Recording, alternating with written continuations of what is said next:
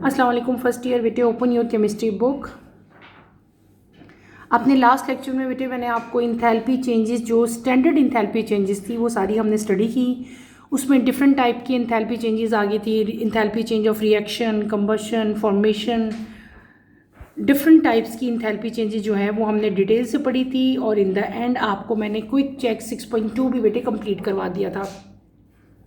आज हम अपना नेक्स्ट टॉपिक स्टार्ट करेंगे। डैट इज टॉपिक आपका है 6.4 bond energy, bond dissociation energy and enthalpy changes जो है ये हम डिटेल से स्टडी करेंगे। आपकी बुक का पेज नंबर है बेटे ये 122। ओपन करें पेज नंबर 122 आप लोग। टॉपिक आपका है 6.4। Let's start with the reading, then इंशाल्लाह मैं आपको साथ साथ जो है इसको एक्सप्लेन करती जाऊंगी। Bond energy, bond dissociation energy and enthalpy changes हमने आज स्टडी करना है। Chemical reactions involve the breaking and making of chemical bonds. When a bond is formed between two atoms, energy is released. The same amount of energy is absorbed when the bond is broken to form neutral atom. We call this bond disassociation energy, which is defined as the average amount of energy required to break, disassociate one mole of particular bond in a substance. It may be denoted as capital E. If we are determining bond energies of a particular bond in a particular substance, we call this exact bond energy. This is to be noted that bond energies between the same pair of atoms usually have different bond energies values in all of their compounds. Actually, bond energy is affected by other atom in a molecule. For example, C bond usually have bond energy value of approximation 350 to 380 kilojoule पर मोल। मैंने जो topic अभी read किया है बेटे, that is bond energy. आपको पता है कि जब भी केमिकल रिएक्शन होता है, इससे पहले भी हम पढ़ के आए हैं, डिफरेंट टाइप के रिएक्शंस मैंने आपको बताए थे। कुछ रिएक्शंस ऐसे थे जिसमें हीट क्या है एब्जॉर्ब हो रही थी, कुछ रिएक्शन ऐसे हो रहे थे जिनमें हीट जो है वो रिलीज़ होती थी। जब आपका डेल्टा एच या इंथैल्पी जो थी, आपकी चेंज इन इंथैल्पी जो थी वो माइनस में आ रही थी, इसका मतलब था कि हीट जो है डैट इज़ रिलीज, हीट जो है वो इवॉल्व हुई है। और ऐसे रिएक्शंस को हमने क्या कहा था, एक्सोथर्मिक कहा था। दूसरी तरफ जब हम आते थे तो मैंने आपको बताया था कि कुछ रिएक्शंस ऐसे हैं जब आपका रिएक्शन होता है तो उस केस में हीट जो है वो एब्जॉर्ब होती है। जब बेटे हीट एब्जॉर्ब होती थी तो डेल्टा एच की वैल्यू क्या आती थी, पॉजिटिव आती थी। और इस तरह के रिएक्शंस को हम लोग क्या कहते थे, एंडोथर्मिक कहते थे। इन शॉर्ट, जब भी कोई केमिकल रिएक्शन होता है या तो हीट इवॉल्व होती है या हीट एब्जॉर्ब होती है, ठीक है। या वो एंडोथर्मिक होगा या वो एक्सोथर्मिक होगा, ठीक है। तो केमिकल रिएक्शंस बेसिकली उसमें क्या चीज़ इन्वॉल्व है, या तो ब्रेकिंग हो रही है या क्या चीज़ हो रही है, मेकिंग हो रही है। दोनों फॉर्मेशंस हो सकती हैं ना। कोई चीज़ ब्रेकअप भी होती है, कोई चीज़ मेकअप भी होती है, बन भी रही है या टूट भी रही है। दोनों सूरतों को हम लोग कहेंगे केमिकल रिएक्शंस ही, ठीक है। केमिकल रिएक्शंस में ब्रेकिंग भी इन्वॉल्व है और मेकिंग भी इन्वॉल्व है। किस चीज़ की, केमिकल बॉन्ड ही है ना जिसको हम ब्रेक करना है। जैसे सोडियम क्लोराइड है, उसका बॉन्ड तोड़ेंगे, सोडियम अलग हो जाएगा, क्लोरीन अलग हो जाएगा। ये क्या होगा, उसका ब्रेकिंग होगी। अगर उन दोनों को कंबाइन करना है, सोडियम आयन को और क्लोरीन आयन को, तो वो क्या बन जाएगा, सोडियम क्लोराइड। वो क्या हो जाएगी, डैट इज मेकिंग। लेकिन दोनों केसेस में हम लोग कहेंगे क्या इनको, कि ये केमिकल रिएक्शन हुआ है। जब भी दो एटम्स के दरमियान में बेटे बॉन्ड बनता है तो एनर्जी क्या होती है, रिलीज होती है, ठीक है। मैंने क्या वर्ड बोला, जब दो एटम्स के दरमियान में बॉन्ड बनता है तो एनर्जी रिलीज होती है, ठीक है। और इसी तरह सेम अमाउंट ऑफ एनर्जी जो है एब्जॉर्ब भी होती है जब वही बॉन्ड ब्रेक होगा। जब बॉन्ड बना, सपोज ए और बी हैं, कोई भी आपके पास केमिकल्स हैं, कुछ भी कह सकते हैं, कोई भी दो रिएक्टेंट हैं, जब उनके दरमियान में बॉन्ड बना तो क्या हुआ, एनर्जी रिलीज हुई। जब वो बॉन्ड ब्रेक हुआ तो एनर्जी क्या हुई, एब्जॉर्ब हुई। ये जो पूरा फिनोमेना है, जो टोटल हीट है, जो टोटल लॉस है एनर्जी एब्जॉर्ब का और एनर्जी लॉस का, इसको हम लोग क्या कहते हैं, जो एवरेज अमाउंट ऑफ एनर्जी है, इसको हम लोग कंबाइनली कहते हैं बॉन्ड डिसएसोसिएशन एनर्जी।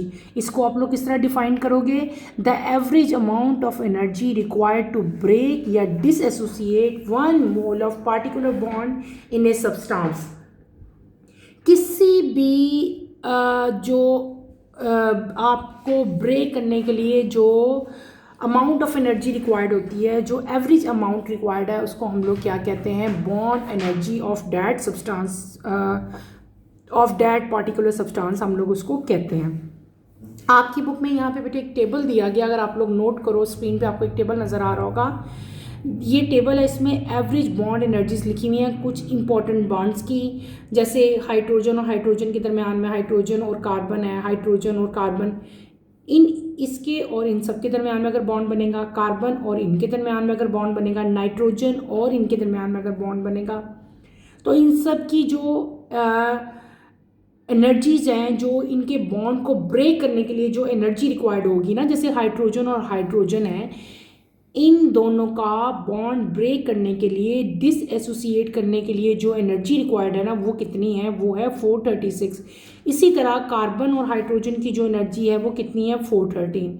नाइट्रोजन और हाइड्रोजन की एनर्जी कितनी है, 391। ऑक्सीजन और हाइड्रोजन की जो बॉन्ड एनर्जी है वो कितनी है, 463। तो ये डिफरेंट टाइप के जो बॉन्ड एनर्जीज़ हैं वो सारी की सारी इस टेबल में बेटे लिखी हुई हैं। ये तमाम एनर्जीज़ हैं, ठीक है। और ये जो इस साइड पे और इस साइड पे जो लिखे हैं इनका मतलब यही है, हाइड्रोजन और हाइड्रोजन, कार्बन और हाइड्रोजन, इसका सबके साथ और इसका इन सब के साथ, जिन जिन के आगे लिखी हुई हैं तो वो इसका ये मतलब है, ये है हाइड्रोजन और ऑक्सीजन की बॉन्ड एनर्जी, हाइड्रोजन और नाइट्रोजन, हाइड्रोजन और हाइड्रोजन। तो इन शॉर्ट क्या हो गया कि वो एवरेज अमाउंट एनर्जी की जो रिक्वायर्ड होती है उसको ब्रेक करने के लिए, उसको हम लोग क्या कहते हैं, बॉन्ड एनर्जी कहते हैं। आपने डेफिनेशन याद करनी है। बॉन्ड एनर्जी को हम लोग किस यूनिट में रिप्रेजेंट करते हैं बेटे, किलो जॉल पर मोल में। नेक्स्ट आप लोग आते हो, बॉन्ड एनर्जी को हम किस सिंबल से, किस वर्ड से जो है रिप्रेजेंट करते हैं, तो उसको हम लोग लिखते हैं कैपिटल ई के साथ। ये आपने याद रखना है, कैपिटल ई जब आता है इट्स मीन बॉन्ड एनर्जी, और बॉन्ड एनर्जी का यूनिट मैंने आप लोगों को क्या बताया, किलो जॉल पर मोल। और अगर हमें किसी भी पार्टिकुलर बॉन्ड की जो है, जो पार्टिकल सब्सटेंस का जब बॉन्ड ब्रेक डाउन होता है तो उसकी जो एग्जैक्ट हमें अगर पता हो उसकी बॉन्ड एनर्जी, तो उसको हम लोग क्या कहते हैं, एग्जैक्ट बॉन्ड एनर्जी कहते हैं। बेटे डिफरेंट टाइप के जो बॉन्ड बनते हैं, सेम पेयर, अगर सेम पेयर ऑफ एटम्स हो और उनके दरमियान में डिफरेंट टाइप के बॉन्ड बन रहे हों, तो हर बॉन्ड की जो एनर्जी है वो क्या होगी, डिफरेंट होगी। कॉमन एग्जांपल ये जहाँ पे बी ई लिखा हुआ है ना, बी ई का मतलब होता है बॉन्ड एनर्जीज। कॉमन एग्जांपल आपको मैंने आपको क्या बताया, मैंने आपको बताया कि अगर सेम पेयर्स ऑफ एटम्स होते हैं, ठीक है, लेकिन उनमें जो कंपाउंड्स हैं उनकी वैल्यूज जो बॉन्ड एनर्जी की हैं वो क्या होती हैं, डिफरेंट होती हैं। आपको एग्जांपल दी हुई है इथेन की और प्रोपेन की। अगर आप बुक पे देखो, यहाँ पे एग्जांपल दी है इथेन की, यहाँ पे दी है प्रोपेन। ये दो डिफरेंट मॉलिक्यूल्स हैं। ये इस कंपाउंड का क्या नाम है, इस मॉलिक्यूल का नाम है बेटे इथेन, इसका नाम क्या है, प्रोपेन। लेकिन अगर देखो तो बॉन्ड दोनों में डिफरेंट है। यहाँ पे भी 2 कार्बन है, यहाँ पे 3 कार्बन है, ठीक है। यहाँ पे आपके पास कितने हैं, 6 हाइड्रोजन है, यहाँ पे कितने हैं, 6 7 8। 2 डिफरेंट एग्जाम्पल्स आपको बताई हुई है ना। यहाँ पे कार्बन कार्बन के दरमियान बॉन्ड बना हुआ है, कार्बन और कार्बन, ये भी कार्बन और कार्बन, और ये भी कार्बन और कार्बन के दरमियान बॉन्ड है। ये इथेन है, ये प्रोपेन है, और इनकी बॉन्ड एनर्जीज आपको बताई है। एक की बॉन्ड एनर्जी बताई हुई है 376 और एक की कितनी बताई है, 356। यानी कि बॉन्ड एनर्जी जो है वो दूसरे एटम के मॉलिक्यूल से जो है वो क्या होती है, इफेक्ट होती है। Bond between the same pair of atom usually have different bond energies. यानी कि देखो यहाँ पे भी कार्बन कार्बन प्रेजेंट है, यहाँ पे भी कार्बन और कार्बन के दरमियान में बॉन्ड बन रहा था, तो इनकी एनर्जीज तो सेम होनी चाहिए थी। लेकिन जब आपके पास सब्सटेंस डिफरेंट होते हैं तो उनकी बॉन्ड एनर्जीज भी जो है वो डिफरेंट होती है। आई थिंक आपको समझ आ रही होगी बेटे, मैंने क्या बताया है। मैंने आपको बताया कि देखो कार्बन और कार्बन बॉन्ड 2 डिफरेंट सब्सटेंस हैं। ये क्या है, इथेन है, ये क्या है, प्रोपेन है। दोनों के अंदर एक जैसी बॉन्डिंग हो रही है। कार्बन और कार्बन की बॉन्डिंग यहाँ पे है, यहाँ पे भी कार्बन और कार्बन की बॉन्डिंग है। लेकिन क्योंकि ये दोनों मॉलिक्यूल्स डिफरेंट हैं, इसलिए कार्बन और कार्बन की जो बॉन्डिंग्स हैं वो इन दोनों मॉलिक्यूल्स में क्या होगी, डिफरेंट होगी। तो इनकी जब आप लोग कार्बन और कार्बन बॉन्डिंग देते हैं, जब हम लोग एग्जैक्ट इनका बॉन्ड एनर्जी देखोगे तो दोनों की बॉन्ड एनर्जी जो है वो क्या होगी, डिफरेंट होगी। क्लियर हो गया। नेक्स्ट आपकी इसी तरह जो इथेन और प्रोपेन की एग्जांपल दी हुई थी, उसी के साथ आगे फर्दर आपको एग्जांपल दे दी ब्यूटेन की भी। 3 एग्जांपल होगी, इथेन, प्रोपेन एंड ब्यूटेन। तीनों के अंदर कार्बन कार्बन ही बॉन्ड बना है। इसमें भी देखो कार्बन कार्बन के दरमियान में बॉन्ड बन रहा है, लेकिन यहाँ पे बॉन्ड एनर्जी उन दोनों से डिफरेंट है। यानी कि 3 तरह के डिफरेंट मॉलिक्यूल्स हैं, एक इथेन है, एक प्रोपेन है, एक ब्यूटेन है। तीनों के अंदर कार्बन और कार्बन की बॉन्डिंग हो रही है, लेकिन कार्बन और कार्बन की बॉन्डिंग सेम है, लेकिन बॉन्ड एनर्जी इनकी सेम नहीं होगी, क्योंकि तीनों जो हैं वो डिफरेंट मॉलिक्यूल हैं। Is that clear? In these examples carbon यानी कि ECC bond energy for carbon for ethane is exact bond energy. Similarly for propane and butane ECC are exact bond in the change. When we take the average of ECC in different molecules, we obtain average CC bond energy. Practically, average bond energy is usually instead of exact bond energies. Average bond energies of some bonds are given in 6.1. आपको वो example जो मैंने आपको बताई है कि इन तीनों में हो कार्बन कार्बन रही है, लेकिन तीनों की जो बॉन्ड एनर्जीज है वो क्या है, डिफरेंट मॉलिक्यूल्स की जो है वो डिफरेंट है। हम क्या करते हैं, इस तरह जब हमने बॉन्ड एनर्जीज डिफरेंट मॉलिक्यूल्स की लेनी हो तो हम लोग क्या कर लेते हैं, इन तीनों का एवरेज ले लेते हैं, ठीक है। और हम लोग बजाय इसके कि अलग अलग एग्जैक्ट बॉन्ड एनर्जीज लें, हम क्या करेंगे, हम उनकी एवरेज बॉन्ड एनर्जी जो है वो तीनों की ले लेंगे। तीनों की बॉन्ड एनर्जीज को प्लस करके तो आप 3 पे डिवाइड करो तो वो क्या आ जाएगी, आपकी एवरेज बॉन्ड एनर्जीज आ जाएंगी। आपकी बुक में टेबल यहाँ पे दिया हुआ है 6.1 में हमें जो बॉन्ड एनर्जीज दी हुई हैं वो कौन सी बॉन्ड एनर्जीज दी हुई हैं, वो दी हुई हैं एवरेज बॉन्ड एनर्जीज, ठीक है। ये एवरेज है, एग्जैक्ट नहीं है, क्लियर है। एवरेज बॉन्ड एनर्जीज की आपकी बुक में यहाँ पे देखो एग्जाम्पल दी हुई है प्रोपेन, इथेन और ब्यूटेन की। नेक्स्ट टॉपिक की तरफ हम चलते हैं। नेक्स्ट टॉपिक हमारा है topic 6.5 enthalpy change of reaction delta HR and chemical bond. A chemical reaction is defined as the process during which old bonds are broken and new bonds are formed. Therefore, enthalpy change in a chemical reaction actually comes from the breaking and forming of chemical bond. A chemical bond represents a form of energy known as chemical bond, which, like the others, is inconvertible into all forms of energy. Bond breaking absorb energy delta H is positive, while bond formation release that is delta H negative, and their difference will decide overall sign of delta H. That is whether a reaction is exothermic or endothermic, determined by the net change. Overall reaction is exothermic if the energy released in making of new bonds are greater than that absorbed in the bond breaking. The reverse is true for an endothermic reaction. For example, in the formation of water, energy is needed to break the hydrogen-hydrogen bond and oxygen double bond oxygen bond, while energy is released in making of hydrogen-oxygen bond of water. However, the net reaction is exothermic because the bond energy is released in forming the hydrogen-oxygen bond, then is absorbed in breaking hydrogen-hydrogen and oxygen double bond oxygen bond. Enthalpy change of reaction delta HR. जिस topic की मैंने अभी reading की है that is enthalpy change. Enthalpy change को हम कैसे right करते थे बेटे, हमने कल भी पढ़ा था डेल्टा H के साथ। और जब इंथैल्पी चेंज ऑफ रिएक्शन हम पढ़ते हैं तो हम उसको कैसे राइट करते थे, हम करते थे R के साथ राइट। अगर आप लोग कल वाले टॉपिक को रिकॉल करो तो आपको याद होगा कि यहाँ पे हमने एक इंथैल्पी चेंज ऑफ, सबसे पहला इंथैल्पी चेंज जो हमने देखा था that is enthalpy change of reaction देखा था, और वहाँ पे हमने क्या देखा था, मेकिंग ऑफ वाटर। ये ओवरऑल रिएक्शन है, पूरा रिएक्शन है। ये रिएक्शन एक स्टेप में नहीं होता बल्कि इसमें 2 स्टेप्स इन्वॉल्व होते हैं, पहले ब्रेकिंग देन मेकिंग। और ये ओवरऑल रिएक्शन मैंने आप लोगों को कल करवाया था, हाइड्रोजन और ऑक्सीजन जब मेकअप कंबाइन होते थे आपके पास क्या बनता था, वाटर। और ये ओवरऑल रिएक्शन जो था ये एक्सोथर्मिक रिएक्शन था। यहाँ पे हीट जो है वो क्या हो रही थी, रिलीज हो रही थी, इवॉल्व हो रही थी, इसलिए यहाँ पे हमने माइनस साइन शो किया था। डेल्टा HR से हम इसको रिप्रेजेंट करते हैं HR। डेल्टा H का मतलब होता है इंथैल्पी चेंज, जब R साथ हो गया तो इसका मतलब क्या हो गया, इंथैल्पी चेंज ऑफ रिएक्शन। और इसकी वैल्यू क्या आई थी, -286 किलो जूल पर मोल इसकी जो है बेटे वैल्यू आई थी। ये कौन सा हो गया था, एक्सोथर्मिक हो गया था, और यहाँ पे हीट जो है वो इवॉल्व हुई थी। यही चीज़ इस पूरे फिनोमेना में हमें जो है वो दी गई हुई है कि केमिकल बॉन्ड जो है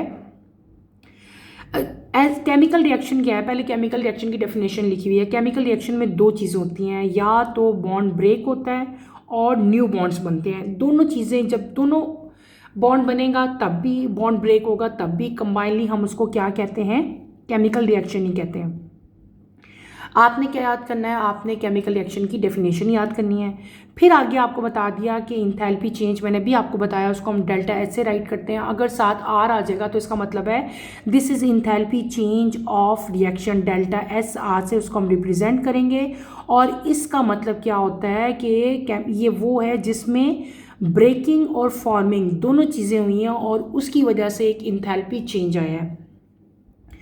केमिकल बॉन्ड जो है बेटे उसको हम लोग in the form of energy represent करते हैं। जब किसी भी बॉन्ड को हम केमिकल एनर्जी की फॉर्म में रिप्रेजेंट करेंगे, केमिकल एनर्जी की फॉर्म में कैसे रिप्रेजेंट करेंगे, हम उसके साथ मेंशन कर देते हैं कि हीट जो है, कितनी अमाउंट ऑफ हीट जो है रिलीज़ हुई है या कितनी अमाउंट ऑफ हीट एब्जॉर्ब हुई है।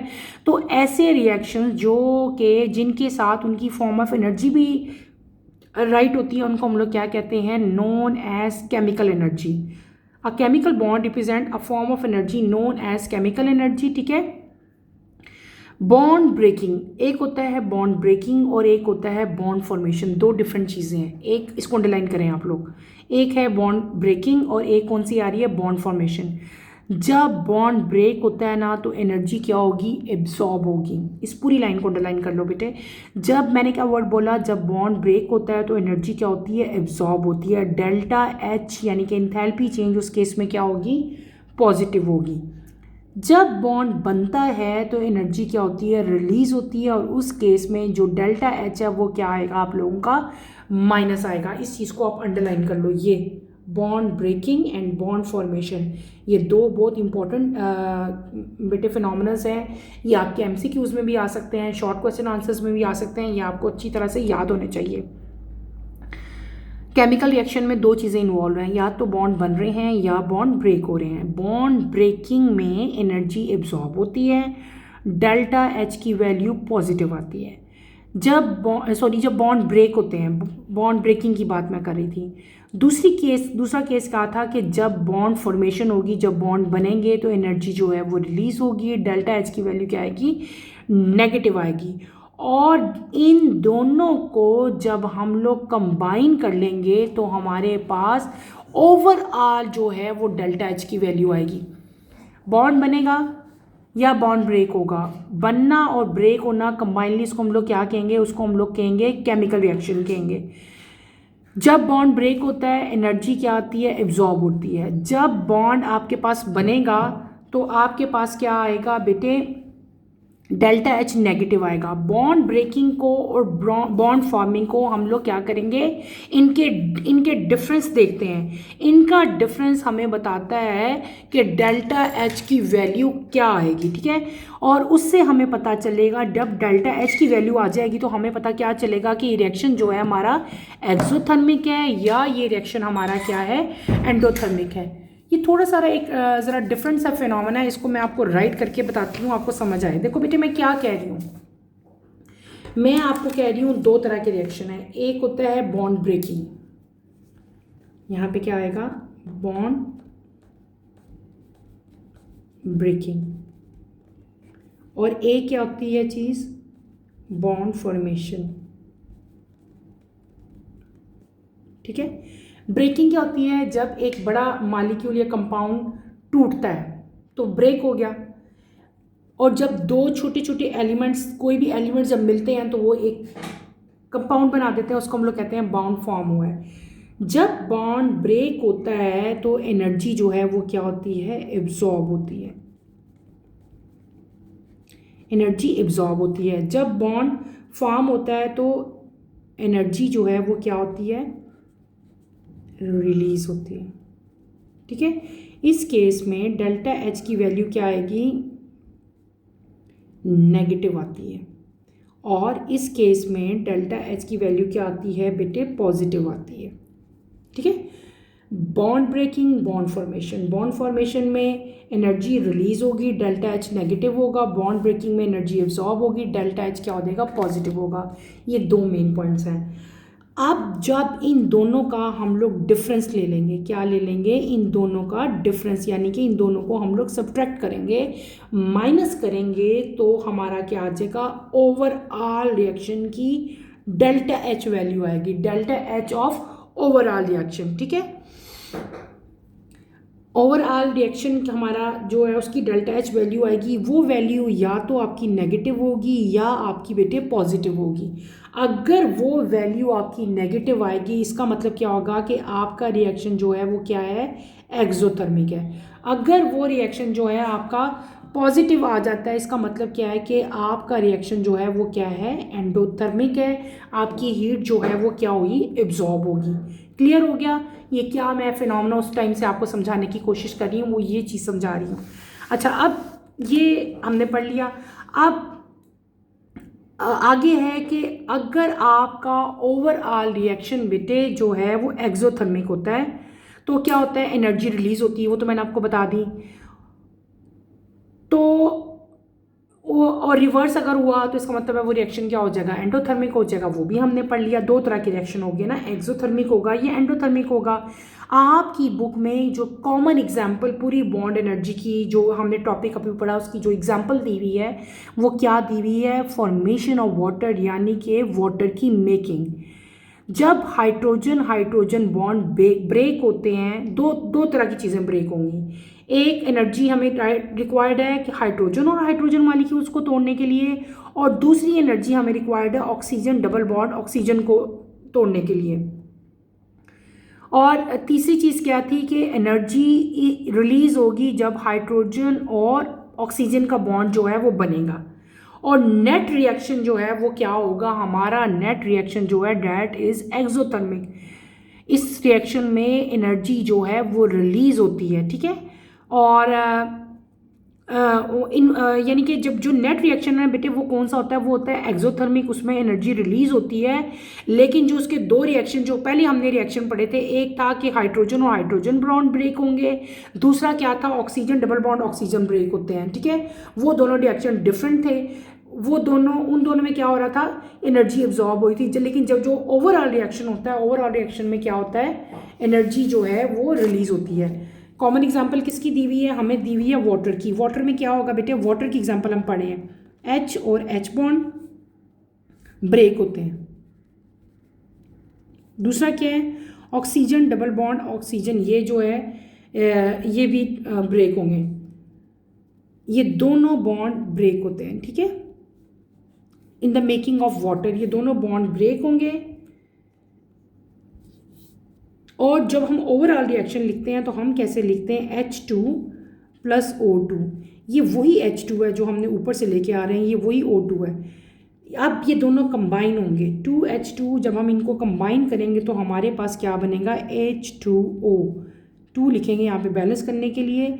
और यहाँ पे जो डेल्टा एच आती है बेटे आर, डेल्टा एच आर यानी कि enthalpy change of A reaction, उसकी वैल्यू जो आती है वो माइनस में आती है। उसकी वैल्यू कितनी होती है बेटे, उसकी वैल्यू होती है 286 किलो जूल पर मोल, ये वैल्यू इसकी होती है। ठीक है, अब क्योंकि ये वैल्यू नेगेटिव में आई है ना हमारी वैल्यू, इसका मतलब है इस पूरे रिएक्शन में, इस फॉर्मेशन में रिएक्शन जो है हमारा क्या हो गया, ये रिएक्शन हमारा हुआ एक्सोथर्मिक, क्योंकि इसकी वैल्यू जो है माइनस में है। यहाँ पे एनर्जी जो है इवॉल्व हुई है, इवॉल्व कह लो या आप लोग रिलीज़ कह लो। ठीक है, एनर्जी यहाँ पे क्या हुई, रिलीज़ हुई।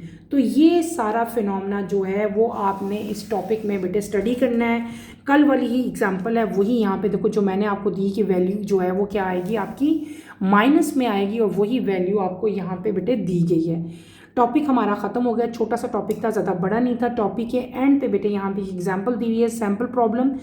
With the help of following bond energy data, calculate the enthalpy change of the following reaction। आपको एक रिएक्शन दिया हुआ है, फॉर्मेशन ऑफ वाटर वाले, बिल्कुल ऊपर वाली रिएक्शन है। H2 plus half oxygen water बना। ठीक है, और यहाँ पे आपको बॉन्ड अलग अलग ब्रेकेज की, यानी कि H और H की अलग आपको दी हुई है, O डबल बॉन्ड O की अलग एनर्जी दी हुई है, और जो फॉर्मेशन है H और OH की, उनकी बॉन्ड एनर्जी जो है वो आपको डिफरेंट दी हुई है। आपने कैलकुलेट करनी है टोटल इंथैल्पी चेंज। ठीक है, इंथैल्पी चेंज आप कैलकुलेट करोगे ये रिएक्शन है ना पूरा हुआ। ये क्या है, बॉन्ड ब्रेकिंग एनर्जी, और ये क्या है, बॉन्ड फॉर्मिंग, यानी कि ये पहले बॉन्ड टूटे, फिर ये इन्होंने ज्वाइन करके वाटर मॉलिक्यूल बनाया ना। इसके साथ हमने 2 लिखा था ना, 2 के साथ मल्टीप्लाई करेंगे हम इसको। अब आपने डेल्टा एच नॉट फाइंड करना होता है, वो हम कैसे करते हैं, समेशन ई आर और समेशन ई पी, ये प्रोडक्ट है और ये क्या है, रिएक्टेंट है। तो हमने अब प्रोडक्ट्स को देखो तो आपके पास ये 436 और साथ ये आया था, ठीक है, इसको 2 से डिवाइड किए तो ये वैल्यू आई, क्योंकि यहाँ पे हाफ ऑक्सीजन है ना, तो हाफ ऑक्सीजन की जगह हम क्या करेंगे, 495 को 2 से डिवाइड कर लेंगे। और ये आपके पास कितनी थी, 463 थी, तो यहाँ पे 2H2 है, तो इसको हमने क्या कर लिया, 2 से मल्टीप्लाई कर लिया। इन दोनों को प्लस करोगे, जो आंसर आएगा उसमें से ये वाली वैल्यू माइनस करोगे, तो आपके पास टोटल आपकी डेल्टा एच आर जो है, इंथैल्पी ऑफ ए रिएक्शन जो है बेटे, वो आ जाएगी हमारी टोटल अमाउंट, और वो कितनी आएगी, वो वैल्यू आएगी आपकी माइनस में। Is that clear? बहुत इंपॉर्टेंट है, इसके साथ आप इंपॉर्टेंट लिख लो, ये आपके पेपर में आ सकता है।